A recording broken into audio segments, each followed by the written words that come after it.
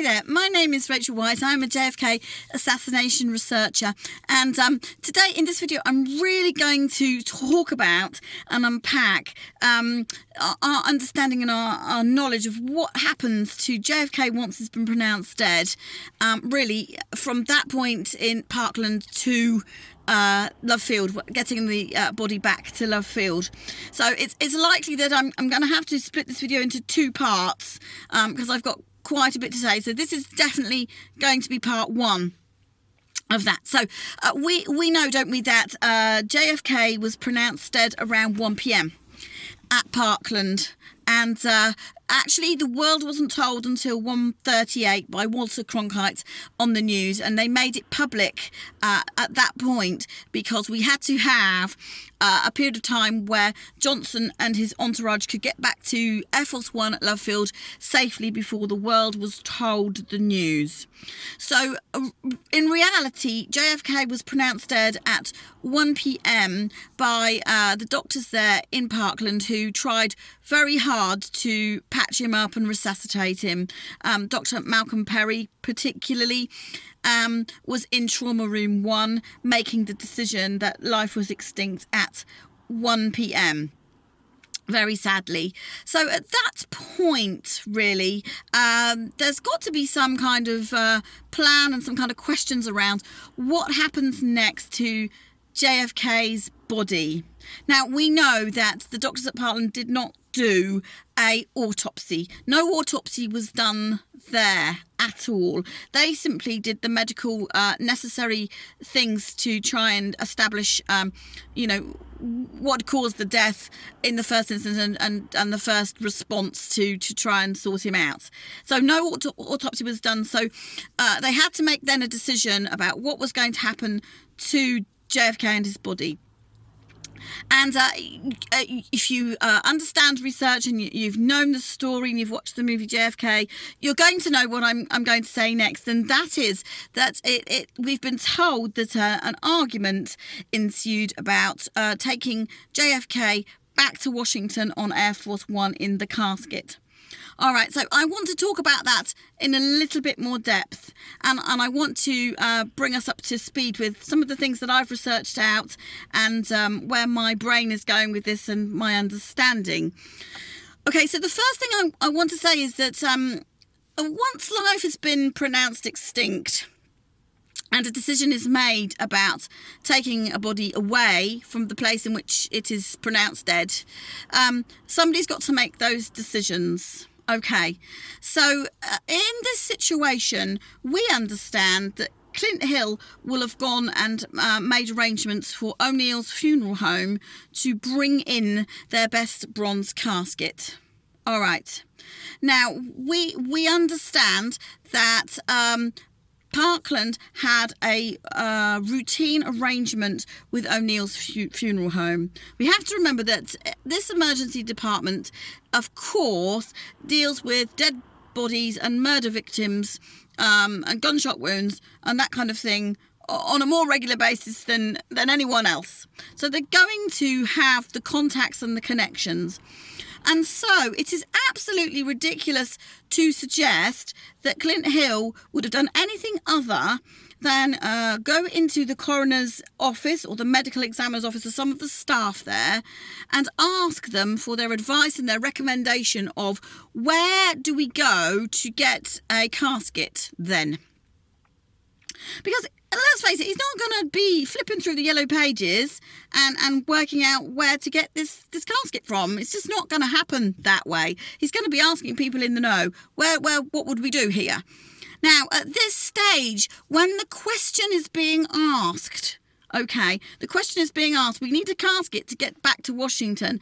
At this stage, those staff there and Earl Rose, who's the medical examiner, is going to have the first conversation about, hang on a minute, you can't take this body away in a casket, right? You can't do that because this is Texas law. But we've been told that that didn't happen that way. We've been told that the casket arrived to Parkland. They moved the presidential limousine out of the way and the ambulance bays to make room for O'Neill's hearse to come deliver the bronze casket. It came in through the front door of Parkland into Trauma Room 1. Okay, and the president was put inside the casket, and then they went into the corridor, and this almighty row erupts. Okay, because Earl Rose, medical examiner coroner, came out of his office and started to say, you cannot take this body from Parkland. You cannot take it out of Texas. It is a chain of evidence here. We need to keep this body in situ because this is the Texas law. It is no other thing than any other murder. You cannot take this body. And the Secret Service, headed up by Clint Hill, guns drawn, are saying, you know, in a very loud and aggressive manner with swearing and cursing, we're taking it. So we've been told that for a long time that this has occurred. And Earl Rose was quite right. That is indeed the law. He was correct to say that. However, I feel that was a staged event. Okay. And it was a staged event for a very, very, very important reason. The first reason really is because Clint Hill was protecting Jackie, very much so. She sat in the corridor during the treatment of JFK for some of the time, smoking cigarettes in some kind of numb shock state, and as you would expect. So she wasn't with JFK the entire time that he was in Trauma Room 1. And Clint was saying, you know, in the heat of this argument that Jackie wasn't going to leave Dallas without the president's body, and so therefore we have to take it. Okay, but what I believe was really, really happening here is that the decision to take JFK, or the casket certainly, back to Washington had already been made. Because the time for this confrontation would have definitely been when they were arranging for the funeral home to come deliver the casket. That is when the first questions about whether this was legal or not would have arisen, and the conversations would have started at that point. So to have now a confrontation, a big confrontation in the hallway, in the corridor, is pointing to the fact that this event was set up deliberately to be a diversionary tactic. And I'm going to show you why I think that. And I'm just going to see what we can see here on my tablet computer. Right, I hope you can see this. This is the layout of the ER department, okay, at Parkland.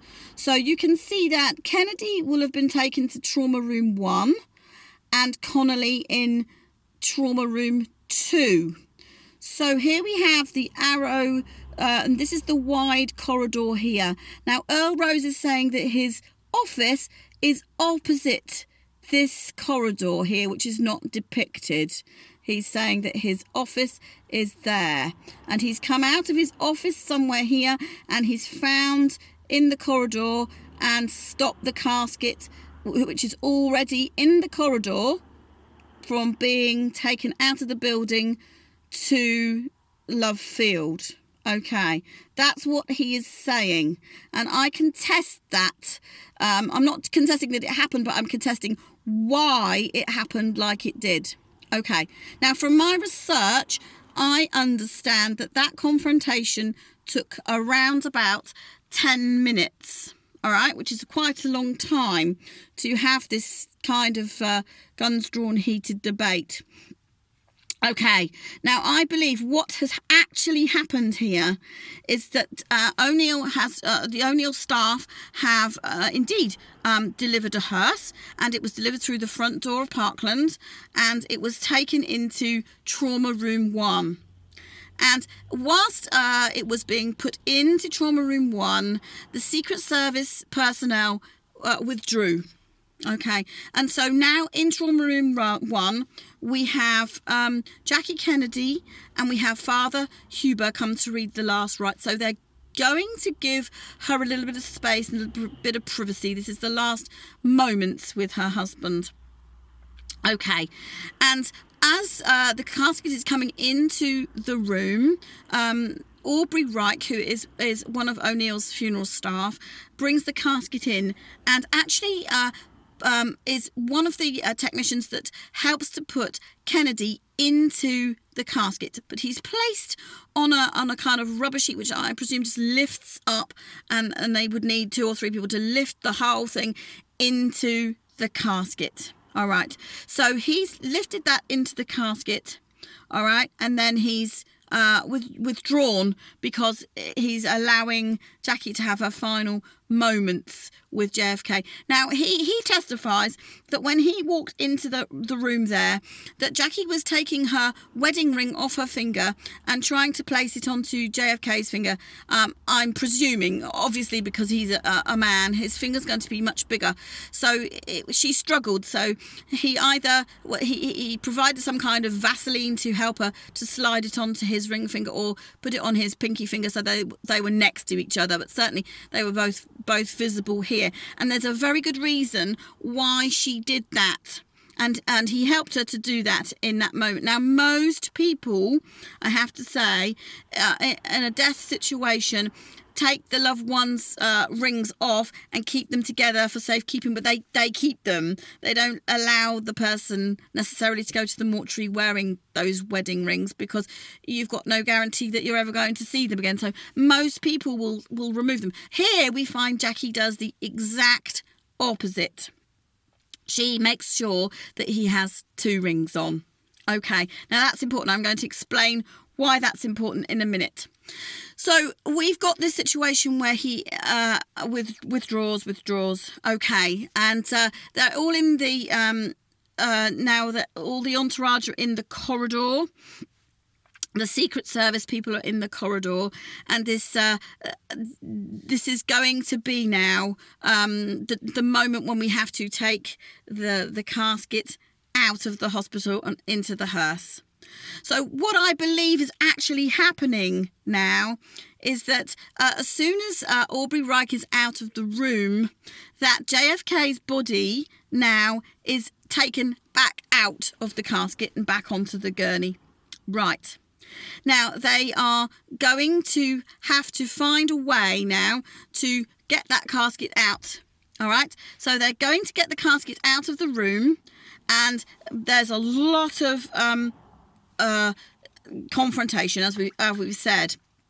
And the reason for that is because they're pulling a switch. They're going to leave JFK's body into Parkland whilst the casket is removed. And I want to show you how I believe they could have very easily done that. If we look at the kind of layout again, you can see where Room 1 is. So they've moved the casket out. There's fighting over the casket. The casket's come through the wide doors here.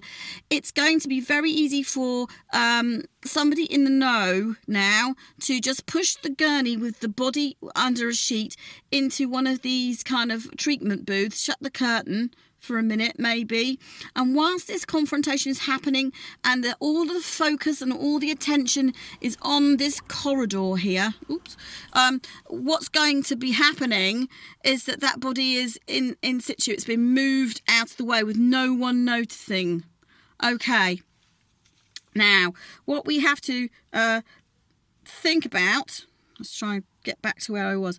What we have to think about is that staged event was a distraction technique. Okay, so what's actually happening is, whilst the casket's coming out the front door here, the gurney with the body on is coming here, down here, into the DOA room. Okay, now can you see on here how the DOA room down here is kind of like there's a through door to the police room here. Can you see that? So there's going to be a police officer or two walking through that dead on arrival room, using that police room for their own purposes. Now we've got to remember that Jack Ruby was at Parkland. Now I haven't got any evidence to share with you to say categorically, but my belief is that Jack Ruby was in this place setting up the works for this to be in motion.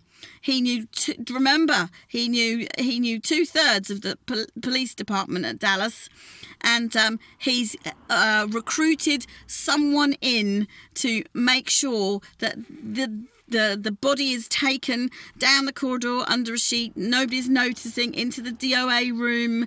Nobody's noticing, and it's there for a very important reason. Now, you remember, if you've been following some of Richard and I's research, you will understand now that we believe that JFK was body switched with J.D. Tippit. Okay, J.D. Tippit was killed at 1:06 on 10th and Patton, all right? And Oswald did not do it. Not at all. Now, he was first taken to Methodist Hospital. And very quickly, from Methodist Hospital, Tippit's body was transferred to Parkland. So if you've got a dead body arriving to a hospital, it's going to go to the DOA room. So we can see now we've got 2 bodies in this DOA room, and just to be sure that we've got the right bodies in there, because you can't guarantee that there's not somebody else been brought in and a fatal accident somewhere. Okay, we've got to make sure that we've got the right bodies. So Tippit's going to have a little tag on his toe, okay, and it's going to have his little name there. Okay, Kennedy has not supposed to be in his casket, right? But he's just on the gurney. So how are they going to absolutely make sure that they've got the right body here? Right, they've got 2 wedding rings. 2 wedding rings. That's what that's all about. So that body could be quickly identified just by looking the hand under the sheet. He's got 2 wedding rings on. So what they do here is they pull a switch, right? And they're going to put 2 bodies into the same casket, and they're going to remove that casket, and they're going to take that casket back to Love Field and put that onto Air Force 2. Right, so we've looked at this body switch for quite a while now, and we've understood it to have occurred. So I'm just kind of going through the machinations of how they actually pulled that off, because many people are saying, how are you going to get JFK onto Air Force 1 in the casket and take the body out and move it to Air Force 2? Of course, that doesn't make any sense at all. There's far too many people looking and seeing what's going on there. So what I'm trying to say here is that the body never went in the casket. JFK's body never went in that casket. They've wheeled it out the front door of Parkland. It's gone into O'Neill's hearse, and the Secret Service agents drive that hearse to Love Field, not O'Neill's staff. Because, of course, if you know for sure you know the law around your particular place of work and your business and your trade, because you're very sure you don't want to break the law in the course of your dealings with your natural work. O'Neill's staff, for absolute sure, knew that if they were going to remove a body from Parkland that should have stayed in Texas, deliberately, willfully, to put on an airplane to go back to Washington, they are completely culpable in that breaking of the law.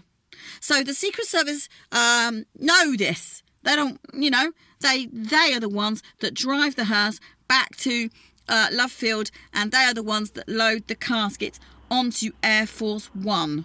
But this casket, this beautiful bronze casket, okay, which cost the earth, has no body in it. It's empty.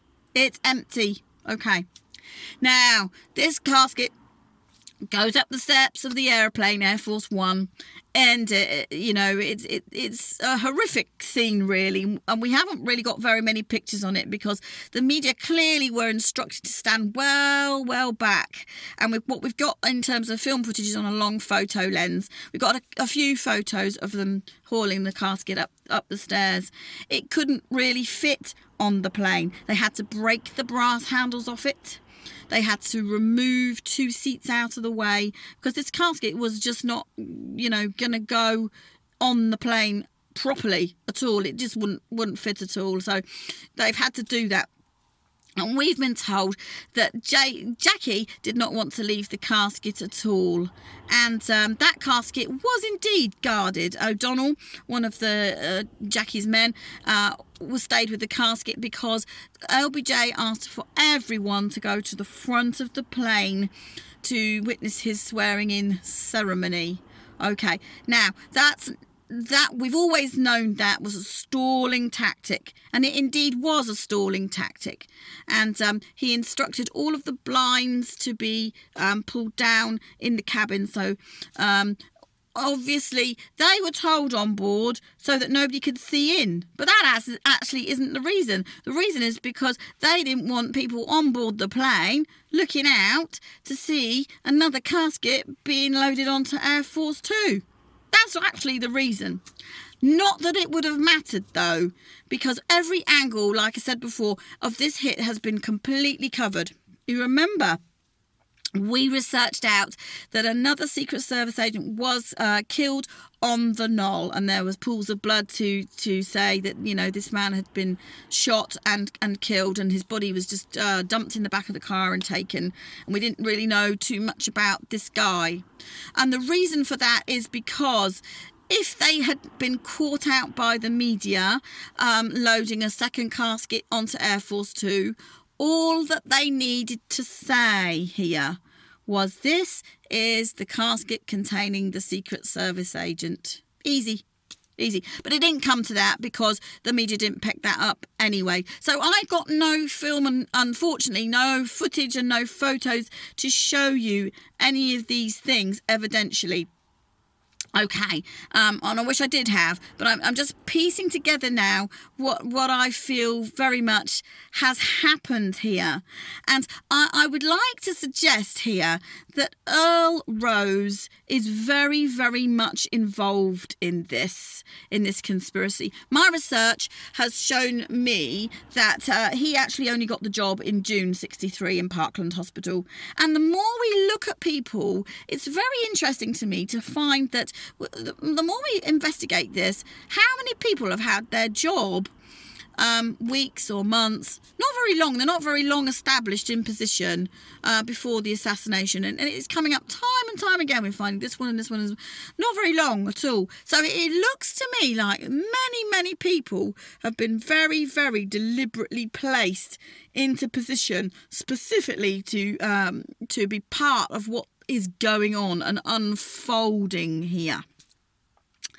Okay, so I just wanted to kind of bring all of this together and to show you that they have switched the bodies, and they have done that, and they did that operationally right back at Parkland, and that the casket that was removed from Parkland was empty.